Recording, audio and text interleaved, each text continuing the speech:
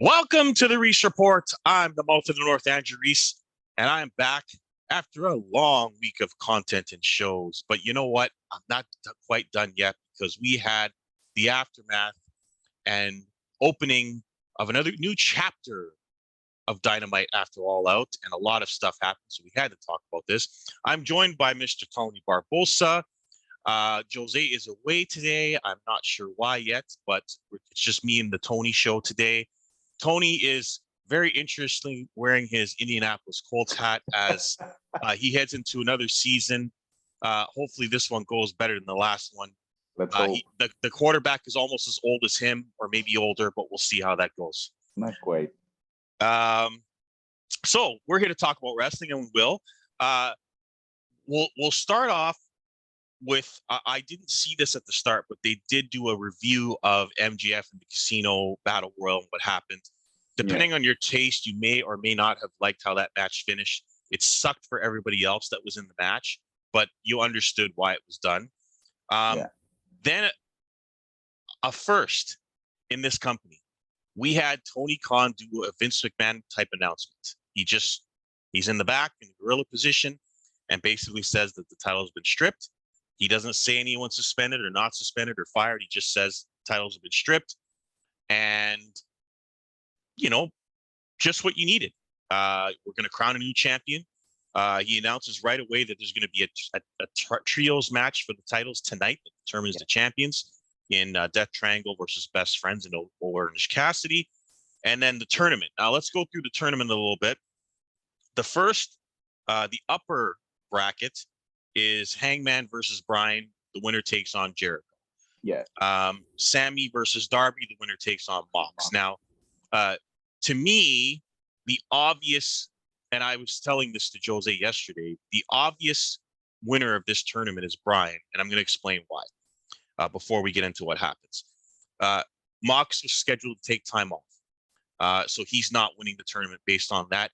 Even if he wasn't, despite what we're about to review, if you look at the way that this is set up, it's set up for Bryan to get revenge on all of his opponents, guys that he's lost to recently. And if you think about the way he's been booked, you want him to win this tournament to get the momentum that he needs back, the credibility he needs back, and the championship that is a perfect fit for him, considering he hasn't won the title and Mox has had it 2 or 3 times already. He gets revenge on Hangman, he gets revenge on Jericho, and he gets revenge on Mox, who all beat him in the last 3 months, and he wins the title. And it's something he needs and the company needs. A guy who can really work and have great matches with just about anybody. And having MJF take it off him, the ultimate heel move. But we need to get into this show, before we talk about this tournament. But regarding the brackets, what do you think? Is it an obvious Mox Bryan final? It seems like it's that way, but I mean, I was shocked Sammy was even in this thing, but I get because they were former TNT titles. Because you have basically all champions, yes, all champions except for Bryan. He hasn't won anything. But to me, Wardlow not being in this made 0 sense to me. No, because who are you gonna have him lose to? You don't want him to lose yet. So it does. I like it. I'll just say I like Wardlow not being in the title. I'll say it lessens him though, and we'll get to his promo later as to why I feel like it makes him feel like lower to mid card because he's not in this tournament. And to me, a loss in this tournament doesn't affect his TNT title run. It just makes him look like he's a bigger dude, a bigger star. Instead, you put the same Mox in there, and I believe me, I get it. I get why they did it, but it's like you're putting Sammy and Darby in there over Wardlow. That doesn't, like, I would have Wardlow beat Mox. Like, if Wardlow's in this tournament and beats Mox and it loses in the final, it only helps him. It doesn't hurt him at all. He lost to Cody and he was still way over after that. He's lost to everybody before his big push, but he was in matches with big guys and that helped him get over. So I don't like how they're booking Wardlow to not be in these tournaments, but same thing with Miro, same thing with that. There's a lot of guys, but I mean, I think I would have liked to put somebody somebody new. You know what I mean? Like an up and comer. Yeah. Put him in the tournament and Yeah. see, like somebody like maybe Brody King. I know he's won battle royal, whatever, for the title, but maybe have him again. You know what I mean? Maybe get a win over. I mean, if Mox is going to take time off, let him take time off and put someone else in the tournament. No, like, but I get why they brought him back. It makes sense because Punk. We'll get into it. Punk is so basically Punk is injured. He's suspended anyway. They didn't announce it, but he's basically he's suspended along with the Young Bucks, Kenny Omega. And Kenny Omega and a bunch of guys in the back. All of Kenny's crew. It's Pat Buck, Michael Nakazawa, Brandon Cutler, Christopher Daniels. And like you said, right Nakazawa. Now, so Punk is injured and is likely going to be out 6 to 9 months with an elbow / triceps injury, similar to what Christian and Cody Rhodes have. So he was going to be stripped anyway of the title. What I find interesting is I read today that MJF was in the back for all of this and saw the whole thing, which is just kind of amazing when you consider where this is going and that he's going to have to be a witness to all this. So we'll find out about that later. But let's get into the show because we've already talked and we haven't even talked about the show yet. So Max comes out with a Josh Allen jersey. Now, I tried to tell Tony Barbosa, I tried to tell him on the show, this is all fake, that he's going to be a heel.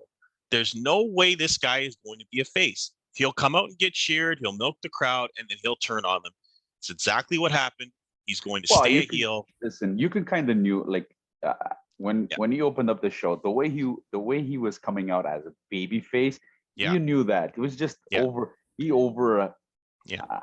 did the whole baby face. But just in case you thought that they were still going to cheer him, they this. brought Mox out just to make sure you knew he was a heel and Mox was the biggest baby face. I'll tell you this. I think it was just also maybe a small trial run to see how you would do as a face. I don't think he's going to be. I don't think he's going to be like that full blown face mode that he went to. I don't think that's. But I think you're kind of teasing or trying to see if he can be a face of the company. I think what you got to do is, if you look at Steve Austin, for all, I mean, I was a big wrestling fan back in the Attitude Era. Steve Austin was turned by the fans. Steve Austin never changed his character. He was an asshole who hated the company that he used to work for, hated everything. He was just a guy who was angry, and the fans turned him, and he stayed his heel character. I think that's the key with MJF. He has to be himself, be the character 100%. That he is, and you'll still get cheered. The fans will turn him. He can't change his character to be something. You'll get cheered. You'll get cheered 100%. It has to be a natural progression. That's what I meant. He's be a face. When I said he's going to be a face, I don't think he's going to stay the same. The character's still going to be the same. I don't think you need to change the character. And as long as Mox is around, he will never be the top baby face. So you have to keep him heel that's the top heel, but is cheered like Austin was back in the day. Hell, you could look at the Acclaimed. The Acclaimed were heels most of their careers, and the fans turned them. And they're still the same guys they were. And that's similar, but on a lower level. So I hope that's what they're doing. So Max comes in. He just baby face. He does the he mocks Punk with the entrance when he goes towards the fans on the railing, which was funny. He talks about Buffalo and Josh Allen, how they're great. He's the best quarterback. And you're just waiting. Even the announcers are just waiting for him to turn. And he talks about the company and how much he loves AEW. And he's sorry for calling everyone Marks, and he didn't mean it. And it's just milking the crowd.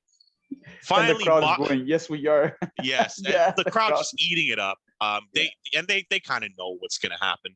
But what shocked me was Mox comes out, basically says you're full of crap.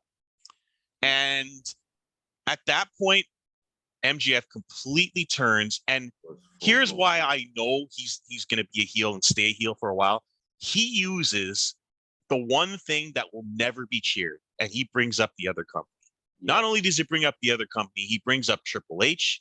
He brings up Cody Rhodes, gets immediate boos, talks about bringing the title there, which again is reminiscence of CM Punk as a heel, leaving with the title and then turning face. Very The reminiscent. best is what he said. How about the title? He goes, I don't want the title just because I want to be the world champion. I don't want the title just to say I'm the best. I want the title for a bargaining chip. Yeah, So, which was for cool. It was like, 2024. yeah, for 2024. Basically Like this is saying, the Punk angle to a T, and it's yeah, almost identical because Punk legit wanted to leave and was going to leave the company and re-signed right before the title match, and then took the title away and became a babyface. Like it's going exactly like Punk yeah. angle when he won the title from John Cena and was turned face. So we'll see. You never know with MGF. He could be playing us all, or he could be, like I don't think Tony knows. I don't think anyone knows. But Mox comes out, and there have been a lot of people that have been critical of Mox, his style, his WWE days, how some people think that he hasn't changed. John Moxley, this character is completely and utterly different from WWE, and it's outstanding. He comes out and basically cuts a locker room top baby face. I'm the champion, even if I don't have the belt promo that you've ever heard in your life. Basically, he was sent out there to serve notice to everyone in the locker room that this is how things should be. This is what you should attain to be, and this is what this company's all about. And Like he I wants can't the get into title. And he everything, wants to but be the like, guy. Yeah, and he yeah, wants he to be wants to the be the guy. guy. He He doesn't wants to care be the about the one the title, ball. Yeah, but he knows that the title means something to the fans. Like this was the best promo of Moxley's career. Like 100%. it was unbelievable promo from Mox, to the point where like I didn't want him to win again, but if he did, I couldn't blame Tony for going back to him, because I mean, He's and even talking honestly, about the he's the time last. off and coming back for the company, it's like, man, like I wonder if he is going to take the time off now. But he was the one. He was the one that carried the company through the summer when Punk Yeah, got hurt. yeah, Like he carried that, and he fought anybody and everybody. yeah. So I think that's why I think they're gonna go back to him, and that's why the whole MJF and Moxley promo made sense. I think Yeah, they're gonna go back to him with the title. I That's still why I think don't. that Tony Khan is not a guy who likes to change plans. So if the plan was for him to take a break, I think he still will. And I totally see Mox saying to himself, you know what? I put this jerk Punk over. Why can't I put over the guy that's with me, that I love, that I think is the best wrestler in the world? He even said that Brian's a better wrestler than me I ever Oh yeah, will be. yeah. He He's totally crazy. put Brian over. And Oh, that 100%. told me he so wants to put Brian over in that spot instead of Punk, Yeah. right? And so I see that happening, them having a match and Brian getting his win back. That's what I see, but you never know. And they made it a little unpredictable, but I think that the final is obvious to me. I think we're going to have a Mox Brian final, and that I would got my be take epic. on it. I got a different take on it. Okay, what do you got? I'll tell you why. I think I'll save it to the end of the main event. Okay, so I'll just save it to the main event. you can let us know what you think then. So basically, Max just totally heals after this. Mox says, "Get out of my ring." This part I didn't like, because I don't want Max to still be the cowardly heel. He can be a heel, but I want him to be a confident, cocky heel that's not trying to run away from Mox, because Stone Cold Steve Austin never ran away from anybody. And if he continues to be the cowardly heel, then I don't think that's as effective now when he has the chip than it was before when he was losing to Mox. So it's like, I kind of didn't like Mox kicking him out of the ring, because it reaffirms that Mox is the man, and we want MJF to be the man at some point. So I didn't see it that way. mm-hmm. I see it more because you can play it as, listen, because Max can play this. Why am I going to fight you for free? Give me money. Yeah. That's how you can play it like that. Like that heel is all about the greed, because basically the whole promo was all about him and the greed, right? Yeah. So that's how you play it. You're like, why would I want to fight you on TV for free? Oh, I'm yeah, gonna wait no. until the pay-per-view to cash mine in. That's fine. No, because I he has didn't the see chip. the coward. I didn't see the coward. Coward heel. I didn't see that. Yeah, like he took off all his stuff and then he left the ring, which is what he always does, because he's got the chip and he doesn't have to fight anyone until he wants to, which is fine. Yeah. That's what a heel should do. Yeah. But there's a part of me that wants him at some point to like say, no, you get out of my ring, or fight the guy, instead of just leaving the ring. You know, like it's the Yeah. same guy as before. I wanted to see a little change. So, but we'll see where that goes. They're going to milk that for as all it's worth. So Mox cuts this, like I said, unreal promo and says, "I'm going to be a legend," and just drops the mic and leaves. I can't believe Adriano still thinks this guy's boring and doesn't care about the pro. This is the best promo I've heard from a babyface in years. I can't remember a better promo cut like this. Maybe the last one was Brian when he was face years ago, and was facing John Cena for the title. But a great promo from Mox. So that leads us to the Death Triangle, and this is where I'm missing Jose because this is his team. They come out to their wicked entrance where they have big drums and each guy is spotlighted. And they come out looking all wicked. They face the Best Friends. I didn't think a lot of people thought that Best Friends might have an upset here. I never thought this was in doubt that Death Triangle were going to win this match, and they did. Phoenix. What I found interesting about this is Phoenix tried to get a bastard chant going, and I'm like, boy, they really want to try to get that going with Pac. That was just a weird thing where twice he was trying to get a bastard chant going. It's like, man, they might have to change that character a little bit, call him something else or get him something else going there. So Danhausen does the stupid curse thing twice. He does it to I think he does it to Alex. Alex just waves him off, and then he punches Alex as he goes for the curse, which was interesting. Then he tried to do it to Pac, and this is hilarious. Pac just looks at him and boots him in the face, which I laughed. I laughed so hard at that. It's great. You're not gonna like do anything to Pac, so that was funny.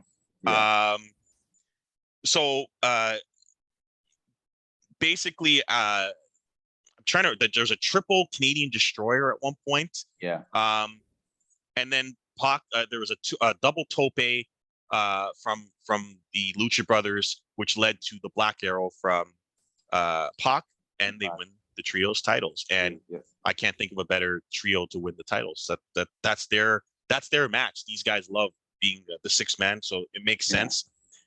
In between this, like right in the middle of the match, they announced the rematch for the Acclaimed and Swerve in Our Glory. I found it interesting that they put that in the middle of this match. I'm like, no, you've got to do more than that. But they did later. So I was very happy to see that. I wish they had capitalized on the moment on the pay-per-view, but it looks like it's going to happen at Grand Slam. But we'll get to that later on with a very smart thing they did later. 100%. So any comments on this match? Like it was just, it was a typical Death Triangle match. Trios match. It was actually a good match. I enjoyed it. I honestly was pushing because the way they were booking Pac, because he still played like the heel character. I thought maybe they would have not give him the titles, but I'm fine with that triangle. Like we said 3 shows ago, I think they should have faced the Young Bucks in the finals. So I'm good with that. I'm good with them having the titles now. So we get a weird Dark Order promo. I don't know what's going on with the Dark Order. You told me they were dead. I guess they're not yet, but they're going to be. And I believe it's 10 that Andrade is trying to hire.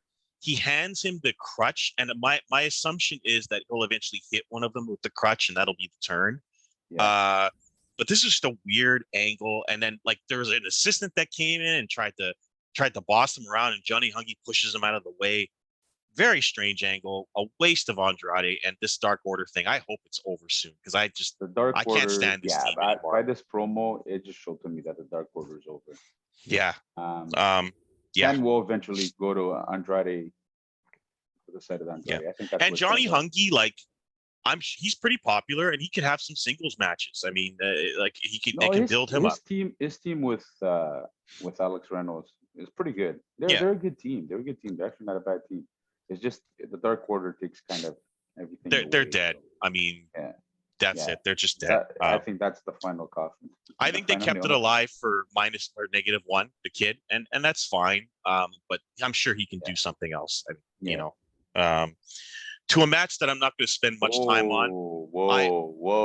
I predicted this. There was something before the match. All right. You got Did I miss something? I might have missed something. Go ahead. They replayed the Fatal 4-Way from Yes. All Out, and Yes. then And they showed a played. backstage Yes. Yes. the tensions between Britt Baker and Jamie Hayter, Yeah. which The most interesting thing I saw in this segment was that 5-second clip, which Yeah. should have been longer, by the way, where Hayter basically says, "I don't want to talk to you. Get away from me," and leaves. And Britt just puts her head down, and I'm like, that's the only thing I'm interested in. And then after that, we get the boring championship match with no heat and just thrown out there. Yeah. I mean, the booking has not changed. They put Toni Storm out against Penelope Ford out of nowhere for no reason, and they just had a match.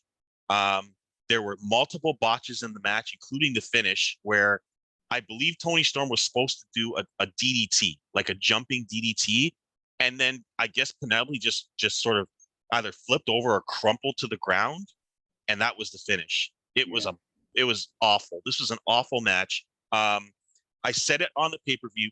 If you want to make Toni Storm champion because you like her look, that's fine. We don't know anything about her. They haven't explained her character. She's just a plain person that comes out and looks hot. And the same goes for Penelope Ford. And she has a very average match, wins, but nobody cares. And this is what I mean. If you had made Britt or Hayter champion, or had one of them screw each other, like for example, if Hayter has the pinfall and Britt breaks it up and wins right after that, this would have been so much better, and the heat would have been all on that feud, and this would have been an afterthought anyway, and you would have had way more heat in the women's division. Instead, you've got this champion who no one cares about, and everyone just wants to see Hayter and Baker. So, I don't think you can disagree with this, Barbosa. Like it's worked out exactly as I thought.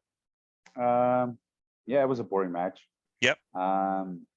Hearing even the announcers had no idea Yeah. what the finish was. even and now hearing the reports about the situation with Thunder Rosa and all that, It's not pretty.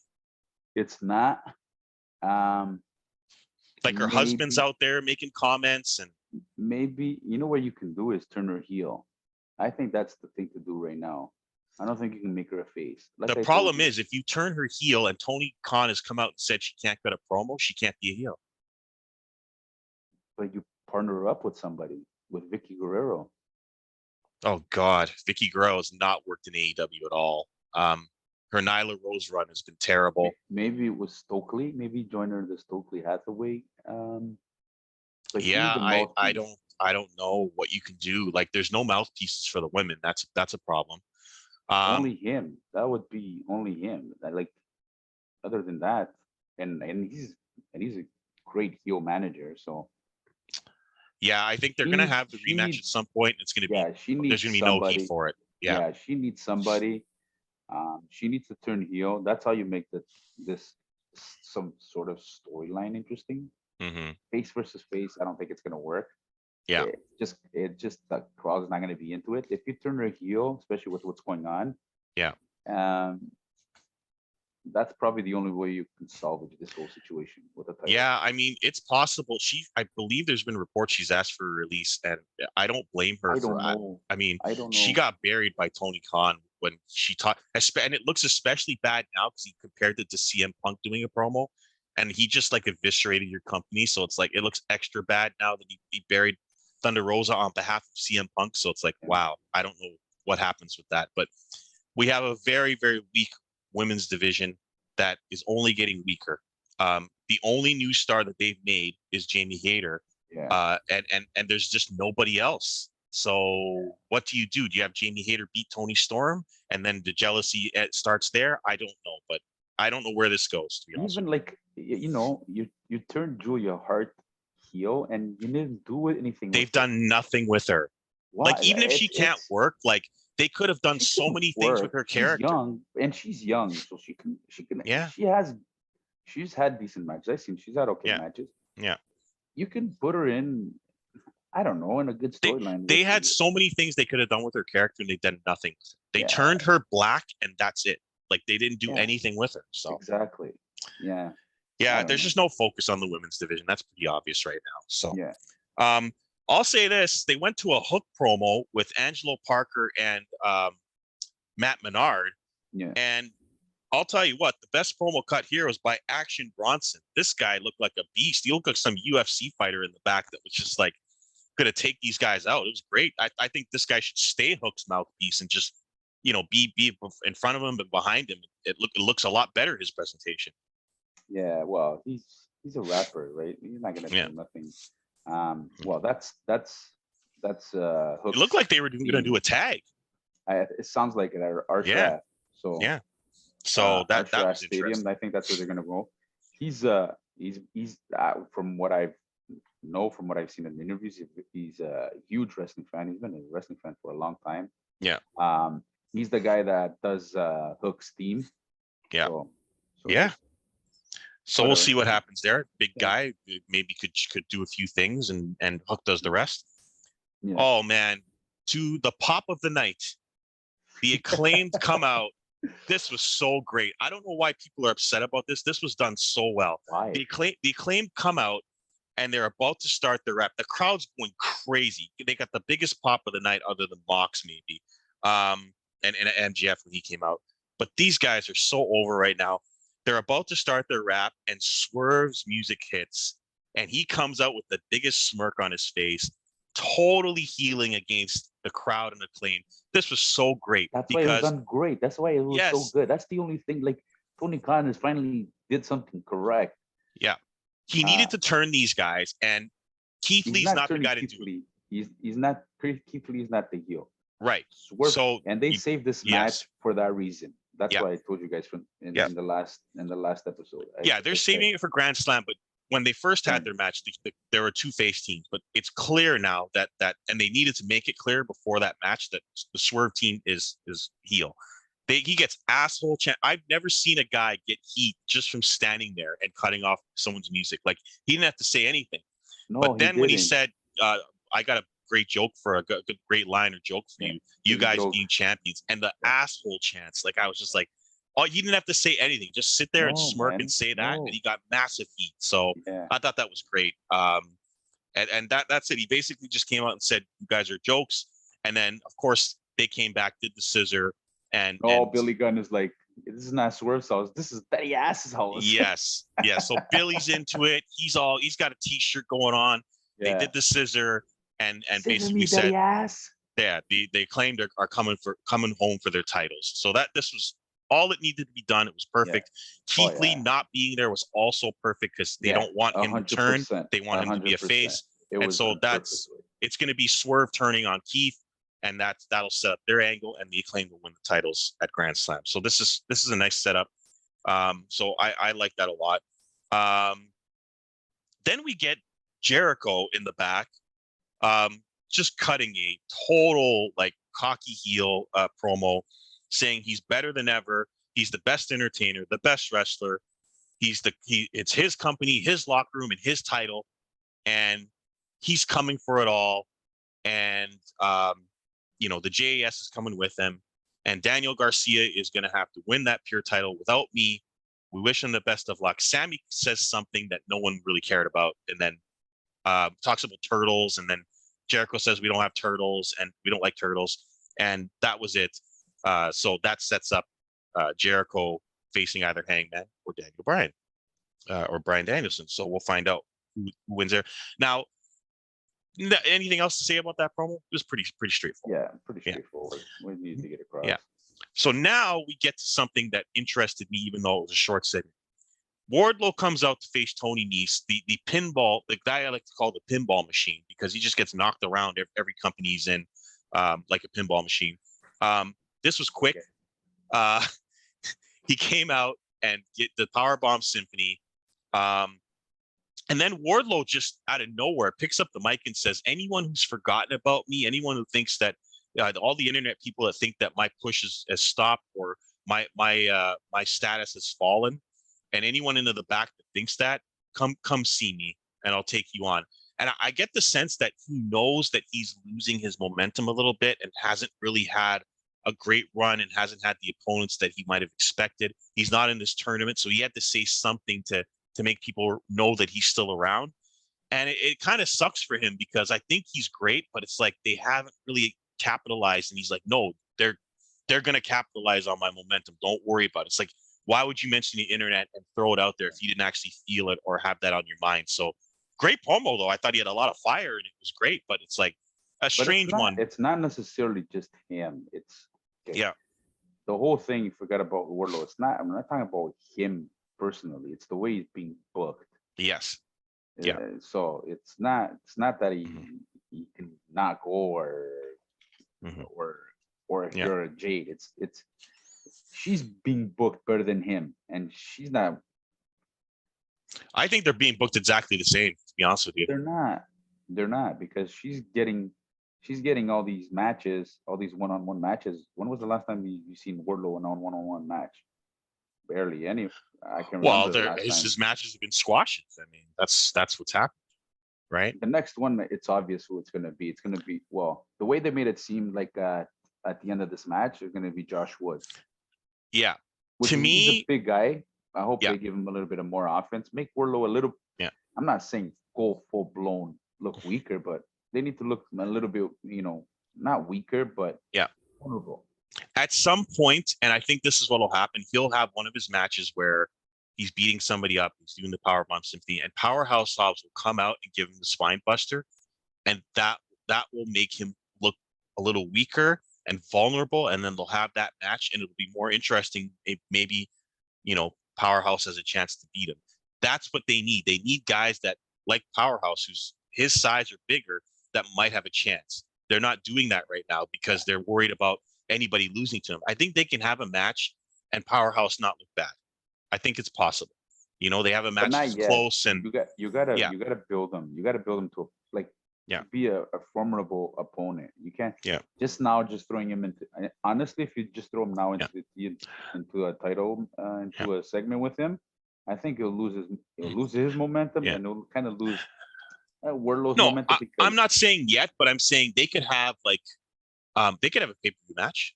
I hope they save it for what's the next pay-per-view? Full Gear. Full Gear, exactly. Yeah. I hope they'll save it for Full Gear because you still got a month, 2 months to build it. I believe. I think that title has to be defended in a prominent spot at that pay-per-view. It has, I think Powerhouse is the guy. I think that's the guy to can do it. You can build them, slowly build them, and then obviously, because I believe that's where MJF is gonna get his title. Is gonna take the title. So you want to have like that second main event. So now we get to Bryan versus Hangman 3. To me, this was a very predictable finish. Barbosa thought Hangman had a chance to win this tournament. That was never happening. Bryan was going to win this match. It was a great match. The ending was weird. Now, I didn't write too much stuff down, but the ending was weird, but I got it afterwards. Yeah. So Hangman goes for the buckshot. Bryan is playing possum, waits for it, throws his momentum into the ropes, and does an O'Connor roll for the win. At first, I didn't get it, but then I'm like, what a creative way to win the match. So that was, and then Hangman didn't look weak. Right. He made a mistake and he was outsmarted. Right. Exactly. Which made perfect sense. And this match, honestly, it was this is probably the best match I've seen in a matter of a month or two in AEW. Yeah. Yeah. It was really good. Hangman did the top rope tope. Bryan did the flying drop kicks into the stairs and the background there, the railing. Chopped the shit out of each other. Yeah. Chops as usual. Yeah. Bryan did his kicks. This was just a back and forth slugfest, and it was a very enjoyable match. And the ending, even though I knew Bryan was going to win, the ending was nice in that it was different than your typical endings. Bryan probably couldn't get him into the label lock, so he had to come up with a different way to beat him. Yeah. And hadn't beat him before, so what would he have to do? He has to outsmart him because he couldn't beat him before. So again, very, very smart booking. I fully expect Daniel Bryan to win this tournament, and be the champion, and make the whole division a lot more interesting, because you can't get a better wrestler and character as champion than him.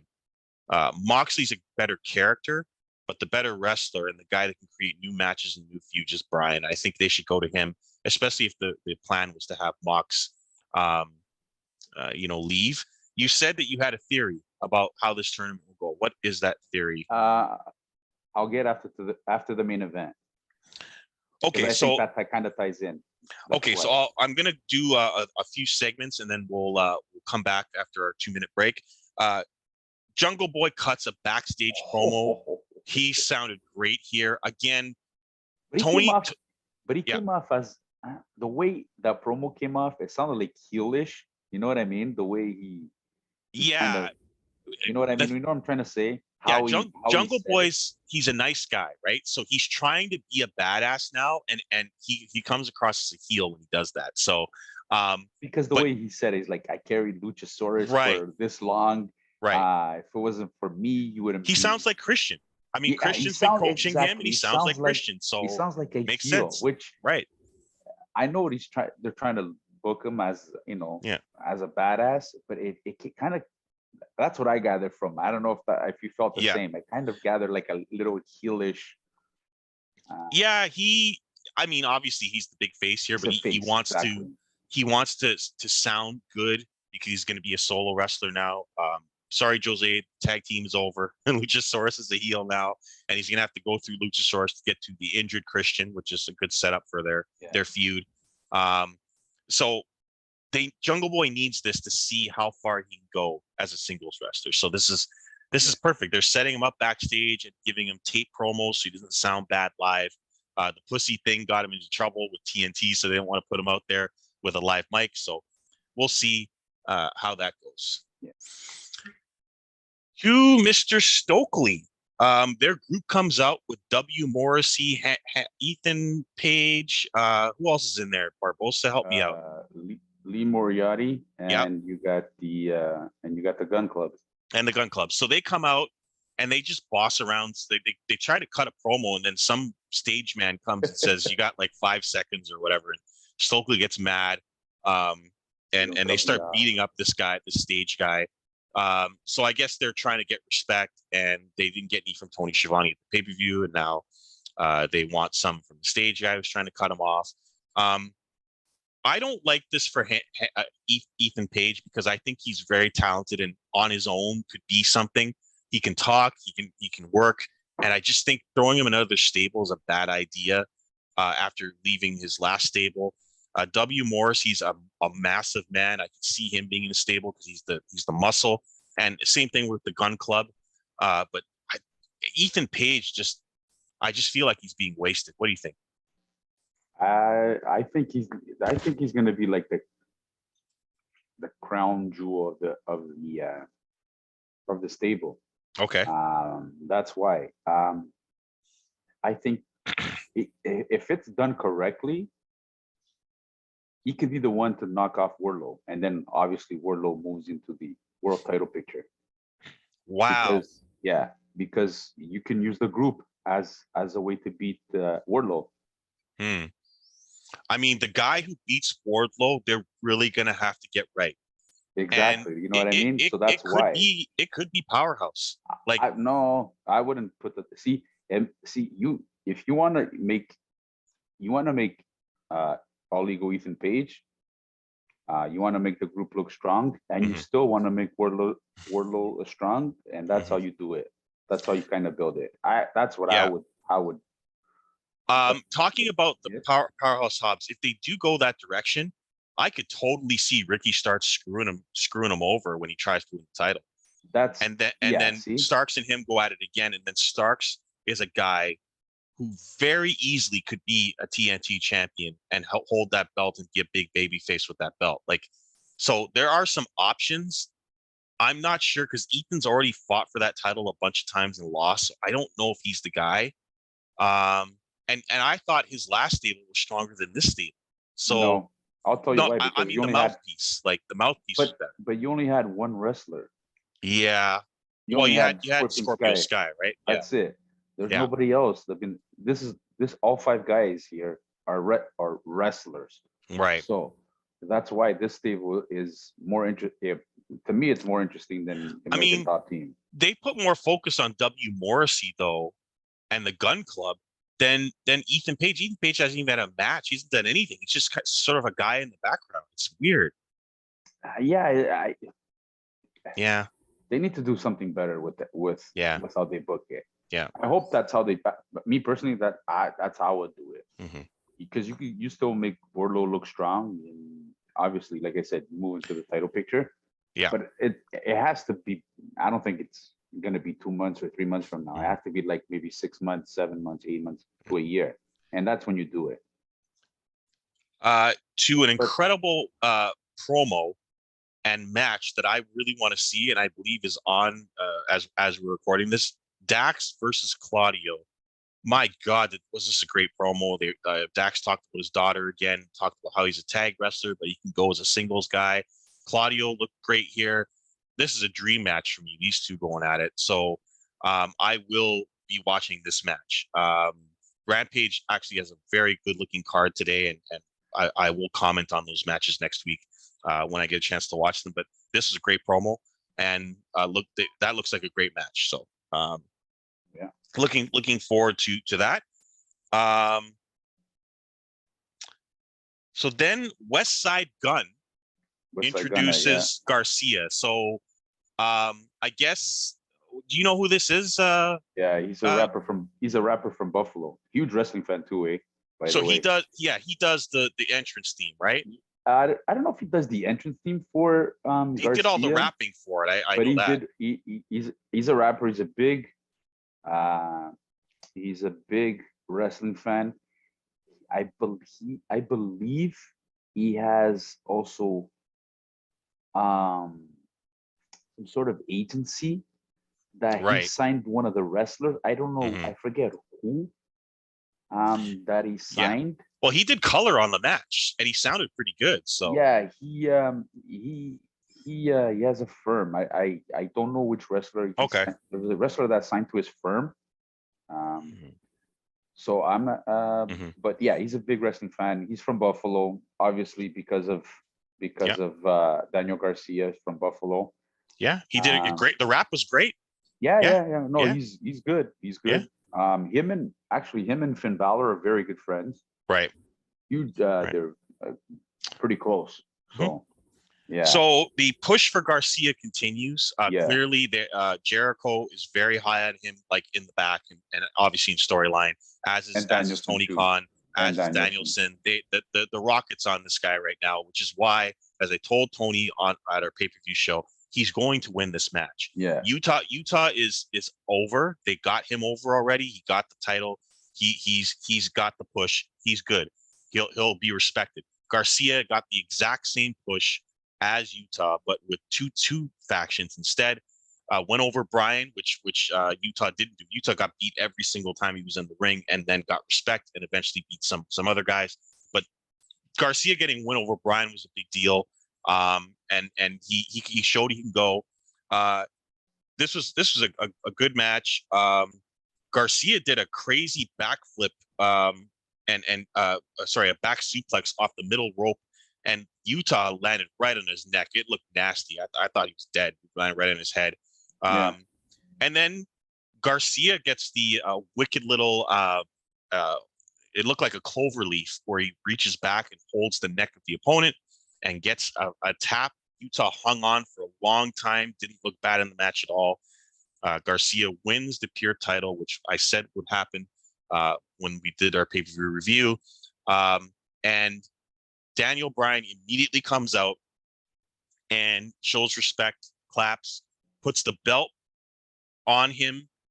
And Yuta gave him a handshake after the match. The handshake deal, which is a part of the pure title. There's different rules rules that I found out where you can only throw a guy over the rope a certain amount of times. You can only use a closed fist a certain amount of times. I didn't know that, so that was you can only use the rope 3 times to break a hold. Yeah, and a closed fist 3 times. Yeah. Which explains all the chops and everything that happened in the match. This is smart because they let Bryan stay out there to put the title on him and all that, and then Jericho comes out, and man, Jericho's so good. He comes out with this look like, oh my God, my son's being taken away from me. It was just so good. Just continuing to tease that angle because at the end of the day, Garcia did win the title without his help, further cementing this. And I could see what Barbosa just suggested as a double turn Utah goes one way, Garcia goes the other way. But we'll see.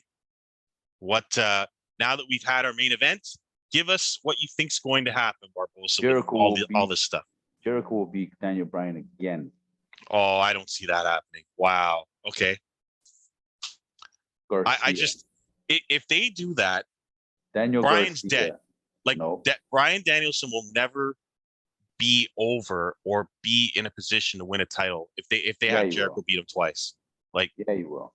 And then you get Jericho and Moxley again. No, I don't want that.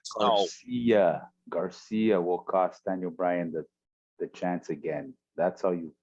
But then Garcia stays with the JAS. Yes, it makes total sense. Like the way they did it after the match. Like I thought, I thought maybe you'll go to the just the way he could screw him. Out. Yeah, he could. Just the way it came out that he put the title, and then Daniel Garcia can just say, "Look, I beat him. It could be a broke setup. His spirit. Yeah, I did this. I did that. I even got him to put the title on me. It could be a setup.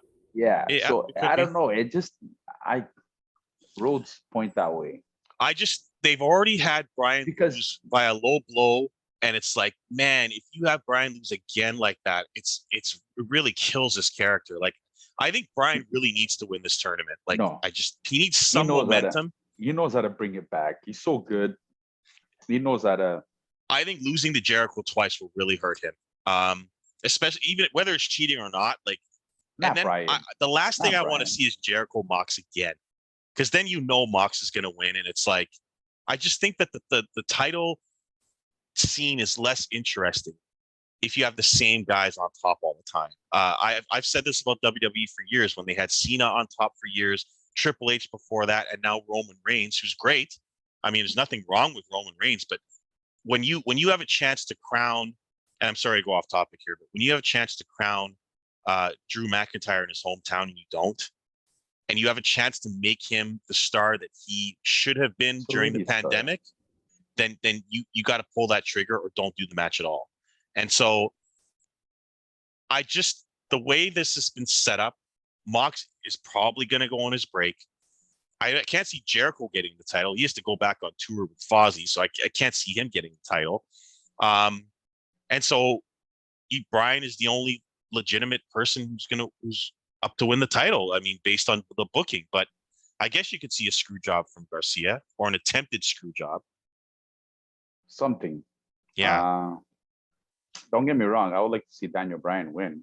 Yeah. It just makes it more interesting. Like, yeah, like I'd love to see him and MJF. Like, that would be great.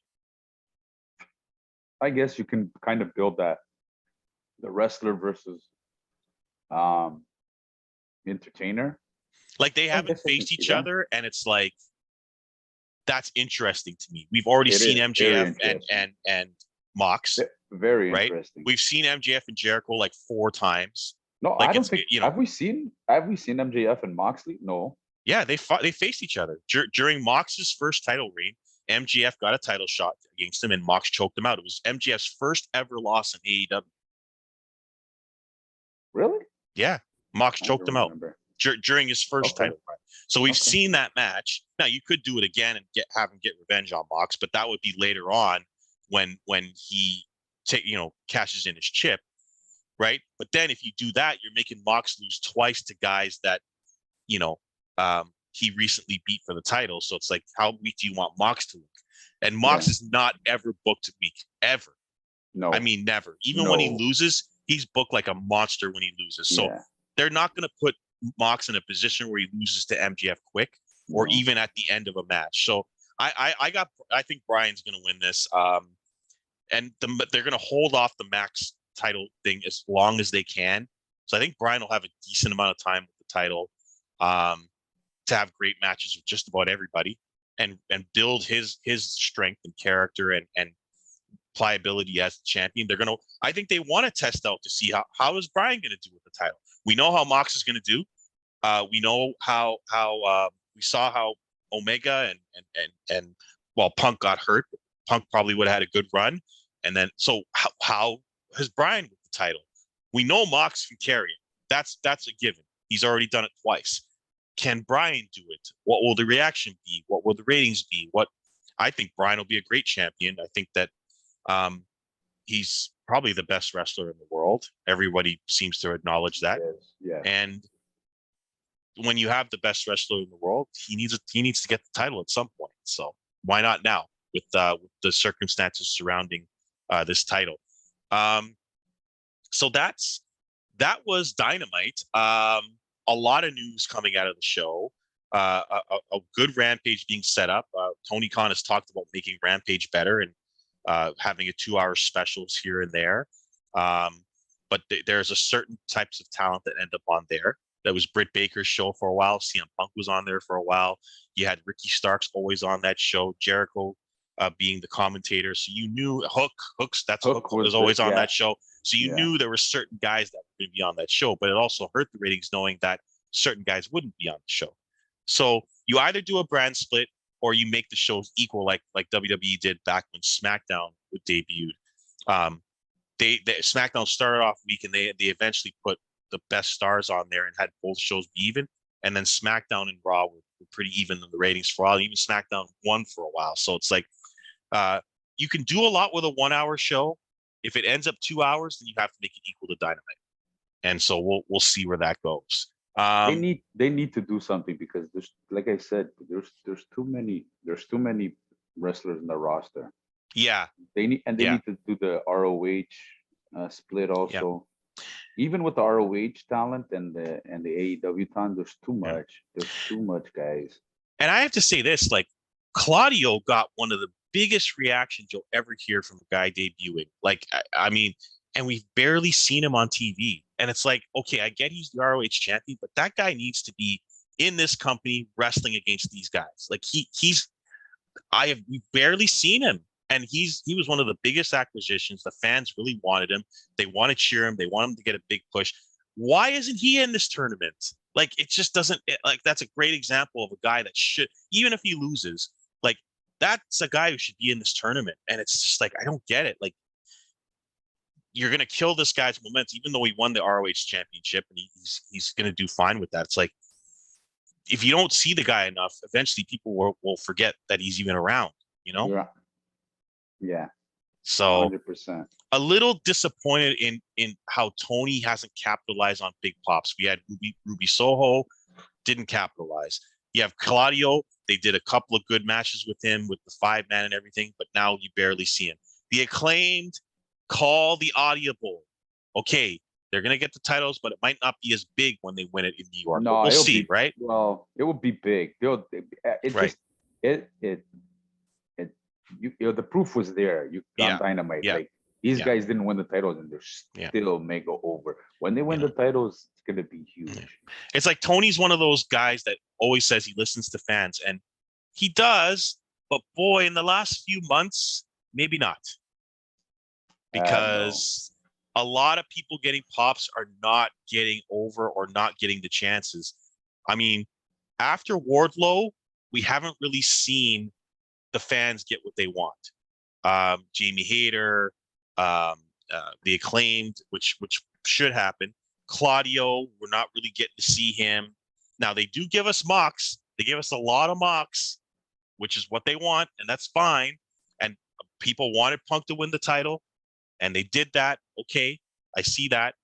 But man, you've got a lot of talent here and a lot of opportunity and a lot of people who are over, and you've got to take advantage of that while it's hot, because otherwise you end up like Ruby Soho, you know, and you have no direction. Even Eddie Kingston, like how long does the crowd have to cheer him before you do something with him? I don't know, man. Right? They're just he's so good.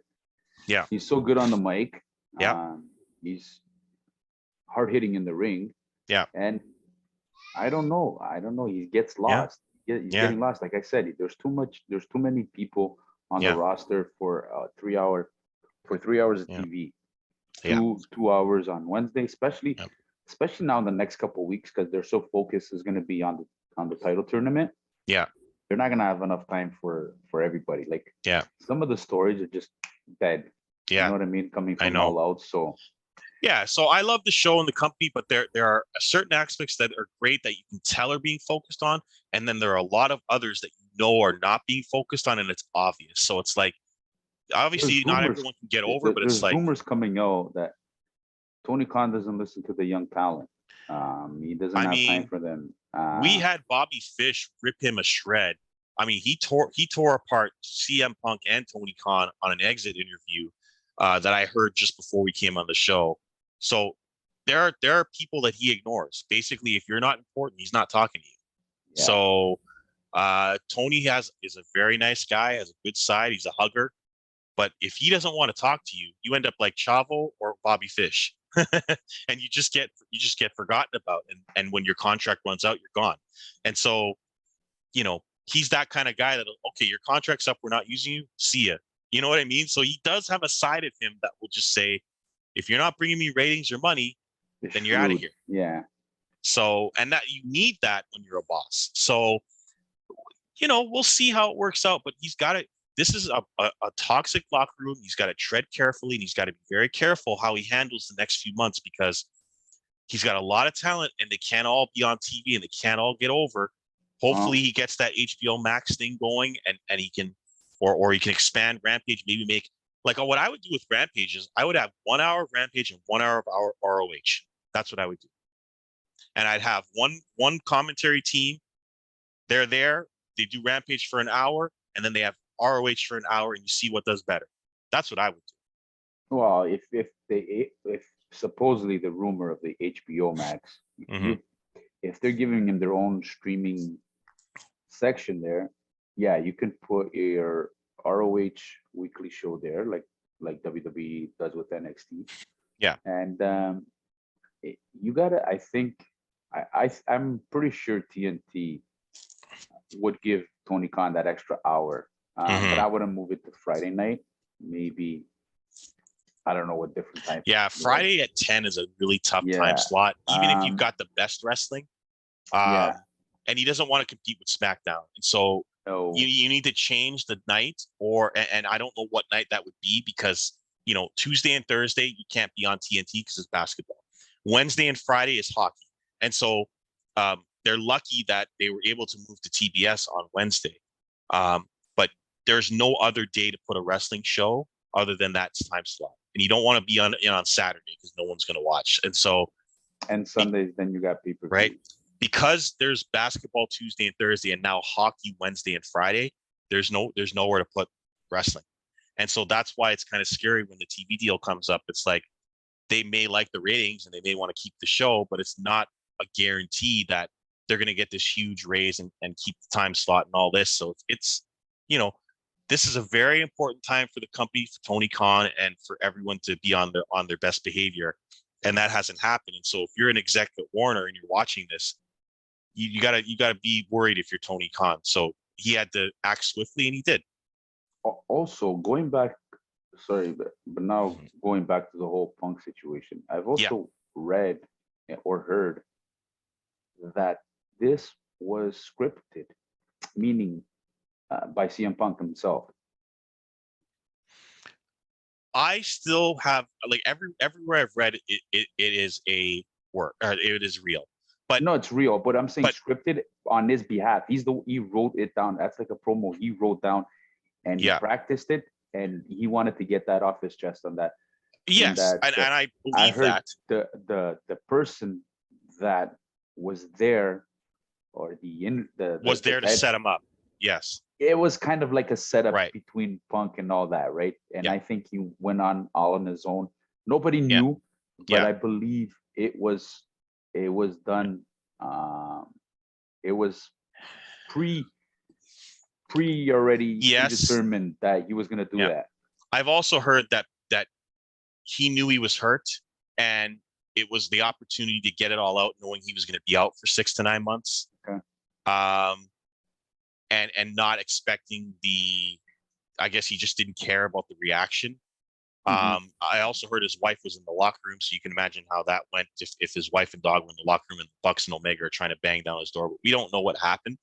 But I'm amazed, and I think someone else pointed this out today. Tony Khan's sitting right beside him.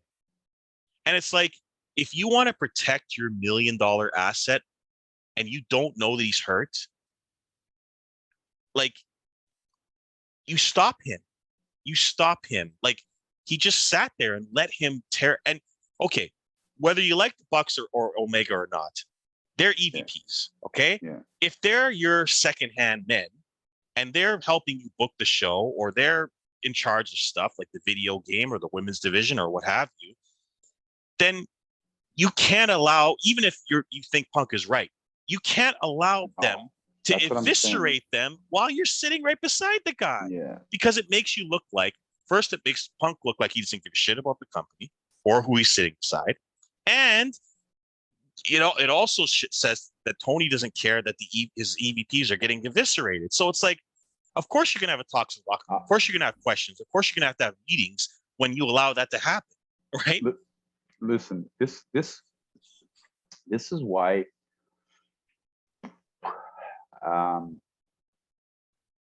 you should never have wrestlers have upper management roles. Yes, but they did help start the company, right? So 100%. Yeah, 100%. Right. Yeah. I mean, Cody probably realized it's Cody. like you realized it. Yeah. Listen, he booked himself into a corner because he couldn't go for the title anymore. Yeah. He didn't want to turn heel, and so he's like, okay, there's no point in me being an EVP here, and I can't do anything with my character unless I turn heel. I don't want to turn heel, so I have nowhere to go. And it's the locker room's already sort of turning at that point. So Cody's like, this is the perfect time to leave and explode in WWE. And who could blame him? You could see why he left now. Yeah. He kind of knew stuff was already popping off that. Supposedly, like a lot of people weren't too thrilled already with CM Punk coming on board. Right. I mean, Fish just tore him a new one. So clearly they had a match and Fish wasn't happy with the way Punk treated him. So this is more like Punk is who he is. We know he's not the best guy to be, remember he at the press conference when talking about MJF, I don't want to work with these, what did he say, these privileged? Yeah, basically saying this is another guy who thinks he's above everybody. No, he called him a privileged prick. Yeah. A privileged young prick. Right. It wasn't that just towards him. I think it was towards the whole locker room, including Hangman Page.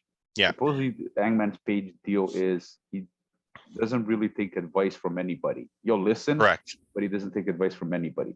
Yeah, which is not a good thing to say around veterans. But his whole thing is he wants to do it on trial and error, right? Whatever, if it goes whatever.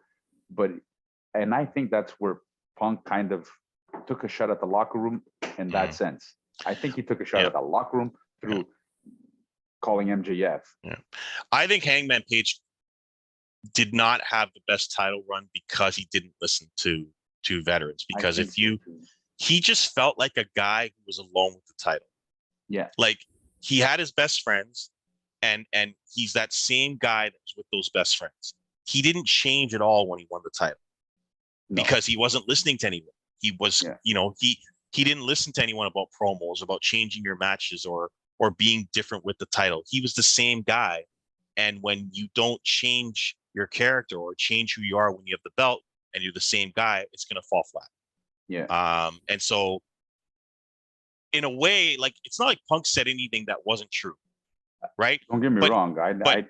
He just did it in the worst possible way, but that's who Punk is. Timing. Right. It's not like Punk didn't do this before. He did it in his old company. So they knew what they were getting, and Tony knew what he was getting, and so he can't be surprised. No. Right. No. And I think that's why they haven't been fired yet, because Punk, first of all, is hurt, and so Tony's not going to fire him when he's hurt, and he probably doesn't want to fire his friend yet or his coach yet, until the investigation is over. That's coming. And if you keep Punk and they somehow smooth this over, he could be the biggest heel in your company in a year. Yeah, but okay, if that's the case, you're pretty much drawing the sand. You're drawing the line in the sand. You're basically saying, Bucks, Omega, sorry. Yeah. Sorry. Well, if it's proven that they were wrong and did what they did, like busting down his door, then they're just as guilty as he is. Supposedly, like if you're EVPs, there's a lot of you stories. can't There's do a lot that. of If there's a lot of you're stories if going you're around. like EVPs and you're second in command, you can't go to someone's locker room no matter what he says and try to knock down his door, beat him up in front of his family either. Yeah. And there's a apparently lot of this is not the first time they've done stupid shit like this either. no. So Bro, from what I heard, Punk was the instigator. Like, okay, he's the we one don't that know. started the He fight. started the whole thing. Yeah, The whole sure. thing, it was supposedly was started by him. Right. From what I've read places, Omega was there basically. I suppose he was trying to get the dog out of the way. Yes. And then Ace, that's when. Yeah, Ace said it was 3-on-1. That's what Ace said.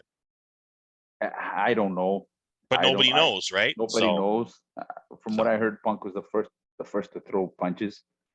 Suppose he had Matt Jackson, and then Nick tried to came in to save him, and that's when the chair got thrown. The chair got thrown, and then Omega was there trying to move the dog out of the way and trying to get peace or whatever, and that's when Ace Steel hit Kenny Omega. So I don't know. There's a lot of right. From we will be talking about this like until the independent investigation gets done. There's going to be rumors. There's going to be people putting stuff out there. We're going to keep talking about this until it gets resolved. It may be months down the road. There was a lot of interest in Wednesday's show, and my hope is that the ratings don't go down after the chaos that happened. I want this company to get ratings because the show's good, because the characters are interesting, because the booking's good. And guys that are there that are professional are people are excited about. So it's important for Tony to book the guys that are there over now. And this is why I really think it's important for Brian to win this title, because Mox is not going anywhere. He's the biggest babyface in the company. And as he said during his promo, the title's just a piece of tin. I don't need it. And he's right. He doesn't. So Brian, because of the way he's been booked, needs it. He needs to beat all these guys and get that title. And the company needs to move on from people who hurt it and made it less interesting and move on to guys that will make it more interesting in the future. And so you have the Tony talent. Khan is good, but Tony Khan has got a lot of thinking. He does. Right now. You know, it's not over yet. Like, he needs to fix his locker room. You know, because he's got to bring in the right people, put them in the right positions. He needs help, Tony. Like, he's doing it by himself. Like, 100%. I don't know what his problem is. Maybe bring in Shane McMahon. I mean, one thing about Vince, like Vince, he dealt with a lot of stuff.